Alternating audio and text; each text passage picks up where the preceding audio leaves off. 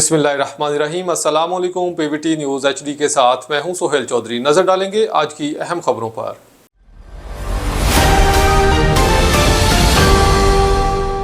रुक करते हैं जैकबाबाद का। मुल्क भर की तरह जैकबाबाद में भी 7 दिसंबर सिंधी सकाफत का दिन बड़े जोशो खरोश से मनाया जा रहा है। लोग सिंधी गानों पर रक्स करते और शहर के मुख्तलिफ इलाकों से जुलूस निकालते नजर आ रहे हैं।